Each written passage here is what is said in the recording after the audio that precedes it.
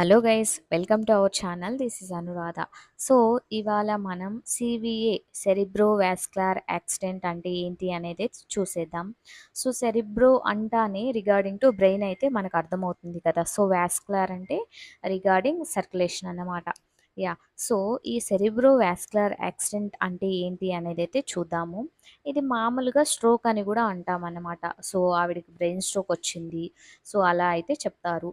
So ఈ సీవీఏ ఎందుకొస్తుంది అనేసంటే, మన బాడీలో అయితే బ్లడ్ ఫ్లో అయితే జరుగుతుంటుంది కదా.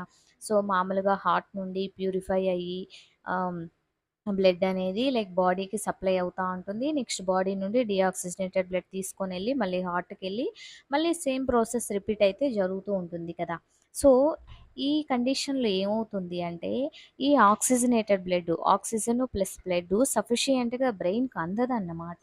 సో సఫిషియెంట్‌గా బ్రెయిన్‌కి అందకపోవడం వల్ల ఏమవుతుందంటే, ఈ బ్రెయిన్ ఇన్‌సఫిషియన్సీ, ఆక్సిజన్ ఇన్‌సఫిషియన్సీ అనేది జరుగుతుందన్నమాట.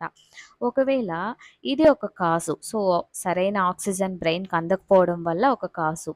ఇంకొక కారణం ఏంటి అంటే, ఒకవేళ ఈ బ్లడ్ సర్క్యులేషన్ జరుగుతా ఉన్నప్పుడు మధ్యలో ఏదైనా బ్లాకేజ్ ఉండిందనుకో, బ్లాకేజ్ కానీ, అక్కడేమన్నా బ్లడ్ క్లాట్ కానీ, క్లాట్ అయిపోయి బ్లడ్ రక్త సరఫరానికి అడ్డుగా పడిపోవడము, లేదంటే ఆ రక్త కణాలు ఈ బ్లడ్ వెసల్స్ ఏవైతే ఉంటాయో ఈ పైప్సు బ్లడ్ పైప్స్ ఏవైతే ఉంటాయో అవి రప్చర్ అవ్వడం వల్ల కానీ, లేదంటే అవి నారో అవ్వడం వల్ల కానీ, అథెరోస్క్లెరోసిస్ ఈ ఫ్యాట్ అనేది డిస్పోజిషన్ అయిపోయి ఆ బ్లడ్ వెసల్ బ్లాకేజ్ అవ్వడం కానీ, ఇలాంటి కారణాల వల్ల ఏమవుతుంది అంటే ఆక్సిజన్ వండుకునేసి బ్రెయిన్‌కి సఫిషియెంట్‌గా అందదన్నమాట.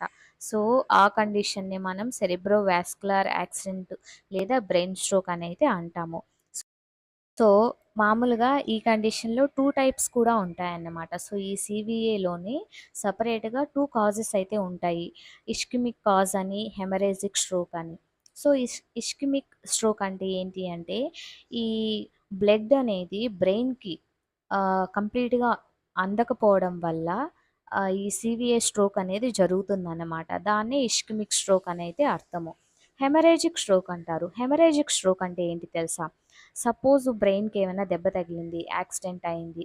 సో, యాక్సిడెంట్‌లో తల బాగా పగిలింది, బ్లీడ్ అంతా కారుతా ఉంది అంటే, సో, బ్రెయిన్‌లో ఏమవుతుందంటే, ఈ అన్‌కంట్రోలబుల్ బ్లీడింగ్ అయితే జరుగుతుంటుంది కదా. సో, అందువల్ల గూడా ఈ బ్రెయిన్ డెత్ అనేది జరుగుతుంటుందనమాట. సో, దీన్నే హెమరేజిక్ స్ట్రోక్ అని గూడా అంటారు. సో, ఇది గైస్ మన ఇవాళ టాపిక్కు. సో, వీడియో నచ్చితే లైక్ చేయండి, షేర్ చేయండి, సబ్స్క్రైబ్ చేయండి. And don't forget to follow the page. Thank you so much. Paralysis